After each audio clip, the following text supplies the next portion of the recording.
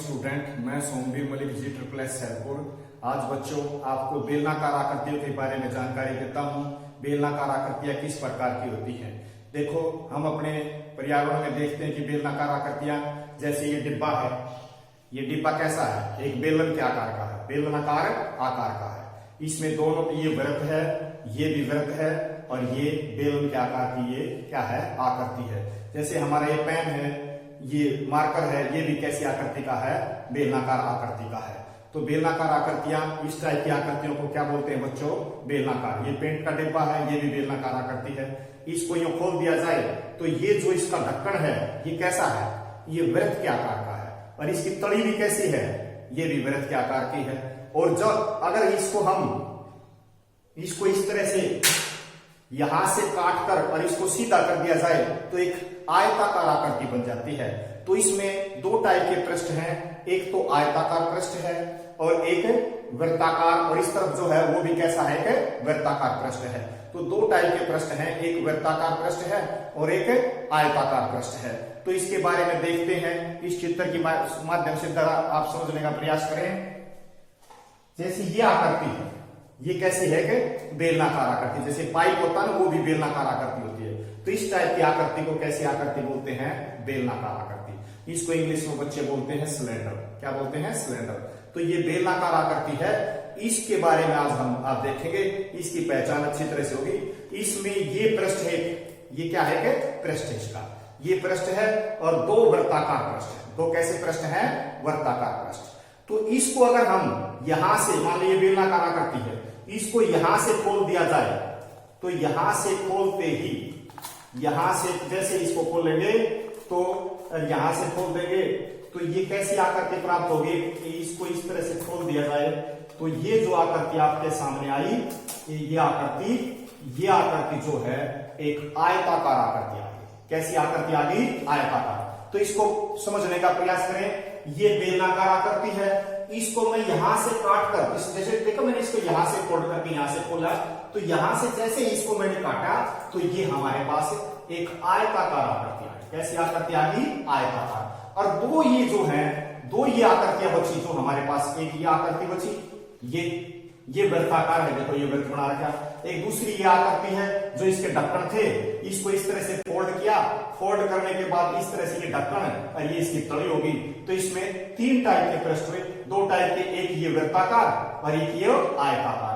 तो आयत का क्षेत्रफल और वृत्त के क्षेत्रफल और वृत्त की परिधि का फार्मूला अगर हमें याद हो तो हम बेलन के सभी फार्मूलों को अच्छी तरह से कर सकते हैं। देखिए, जैसे अब ये है, अब इसका वृत्त की परिधि देखिए। पहले परिधि क्या चीज होती है, परिधि होते हैं यहां से लेकर, एक वृत्ताकार छल्ला है, उसको यहां से लेकर एक पूरा राउंड जो लगता है, पूरा राउंड, एक पूरा जो राउंड लगता है उसको क्या बोलते हैं, वृत्त की परिधि। तो वृत्त की परिधि का फार्मूला क्या होता है बच्चों, यहां से लेकर यहां तक की लंबाई को वृत्त की परिधि बोलते हैं। तो वृत्त की परिधि का फार्मूला होता है 2 पाई r। क्या फार्मूला होता है, 2 पाई r। ये वृत्त की परिधि का फार्मूला है। क्षेत्रफल का मतलब होता है इसने कितनी जगह घेरी, इस वृत्ताकार आकृति ने कितनी जगह घेरी है, उसको क्या बोलते हैं, क्षेत्रफल। तो वृत्त का क्षेत्रफल का फार्मूला होता है पाई r स्क्वायर। ये 7वीं क्लास तक आ जाता है। तो वृत्त की परिधि तो ये है यहां से लेकर यहां तक की लंबाई, और क्षेत्रफल ये इस कितनी जगह है, तो इसको क्षेत्रफल बोलते हैं, इसको परिधि। तो वृत्त का क्षेत्रफल पाई r स्क्वायर और वृत्त की परिधि क्या होती है, 2 पाई r। अब जैसे मैंने इसको यहां से खोला, जैसे ही मैंने इसको यहां से इस तरह से यहां से काट दिया तो ये आयताकार आकृति बनी। तो आयताकार आकृति जब हमारी बनी तो ये जो लेंथ है ना, ये जो लंबाई है, ये जो लंबाई है वो यहां पर आ गई, और इस लंबाई को क्या बोलते हैं, इसकी परिधि। तो ये जो लंबाई ये है, ये क्या बनेगी, इसकी परिधि। और परिधि क्या है, 2 पाई r। और ये इसकी क्या है, इसकी ऊंचाई है। ये क्या है, इसकी ऊंचाई। तो ये इसकी क्या रहेगी, ऊंचाई। ऊंचाई को क्या बोलते हैं, हाइट। तो इस तरह से आयत का क्षेत्रफल कैसे निकालते हैं, आयत का क्षेत्रफल होता है लंबाई गुणा चौड़ाई। तो इसकी लंबाई तो 2 पाई r है और चौड़ाई क्या है, h। तो बेलन का वक्र पृष्ठ का क्षेत्रफल हो जाएगा 2 पाई r गुणा में h, यानी कि 2 पाई r h। क्या बनेगा भाई, 2 पाई आर एच। इस तरह से ये बेलन का वक्र पृष्ठ का क्षेत्रफल हो गया। वक्र पृष्ठ के बाद आता संपूर्ण पृष्ठ का। संपूर्ण पृष्ठ के अंदर हम क्या करते हैं, ये आयताकार का क्षेत्रफल को हमने निकाल दिया 2 पाई आर, और इसके अंदर ये पृष्ठ और ये पृष्ठ दोनों पृष्ठ जोड़ देते हैं। दोनों पृष्ठ कैसे हैं, वृत्ताकार आकृति के। दोनों पृष्ठ कैसे हैं, वृत्ताकार आकृति के, और वृत्त का क्षेत्रफल होता है पाई आर स्क्वायर। तो इस वक्र पृष्ठ के अंदर, इस वक्र पृष्ठ के अंदर इन दोनों के क्षेत्रफलों को और जोड़ दिया जाए, जैसे 2 पाई आर एच लिए, इसके अंदर pi r square plus pi r square दोनों जोड़ दिए, तो ये कितना हो गया 2 पाई आर एस। तो यूं का यूं 1 pi r square, 1 pi r square, कितने पाई आर स्क्वायर हो गए 2 पाई आर स्क्वायर।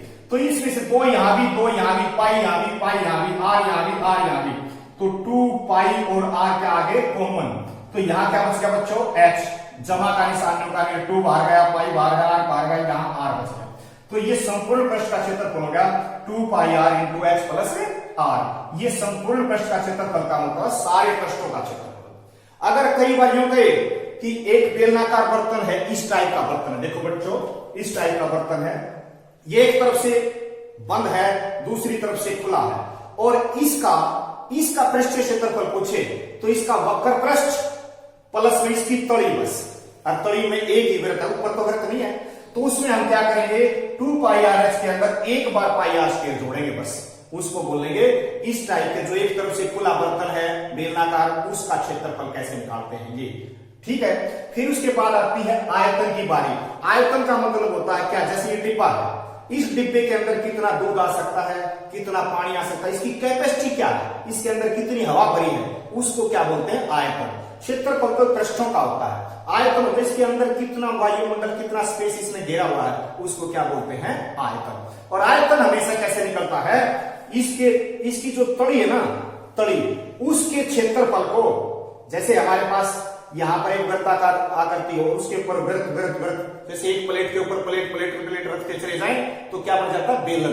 तो इसकी तली के क्षेत्रफल को इसकी ऊंचाई से गुणा कर दे तो इसका क्या आ जाएगा आयतन, इसकी कैपेसिटी आ जाएगी। तो इसकी तली का क्षेत्रफल सब बच्चों ने पता है, इसकी तली ऐसी है वृत्त के आकार की, उसका क्षेत्रफल क्या होता है पाई आर स्क्वायर। तो बेलन का आयतन क्या होगा, पाई आर स्क्वायर को इसकी ऊंचाई से गुणा कर दे, इसकी ऊंचाई से गुणा कर दे एच से, तो ये आ जाएगा पाई आर स्क्वायर एच। और इसमें एक बात और ध्यान देने योग्य है, इसमें सबसे पहले तो बच्चे ने एक पाई की वैल्यू का भी ज्ञान होना चाहिए। पाई का मान क्या होता है, जैसे पाई की वैल्यू 2 टाइप से ली जाती है, कई बार 22/7 और कई बार पाई की वैल्यू 3.14। अगर पेपर में ये क्वेश्चन के अकॉर्डिंग होती है पाई की वैल्यू, पेपर में अगर स्पेशल लिखा नहीं जाए पाई का मान 3.14 यूज करें तो 3.14 यूज करें, अदरवाइज पाई का मान हमेशा 22/7 ही लिखा जाता है। इसको याद करना पड़ेगा बेटा, ठीक है।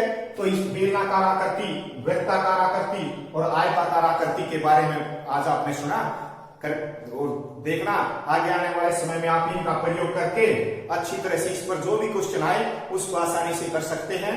धन्यवाद।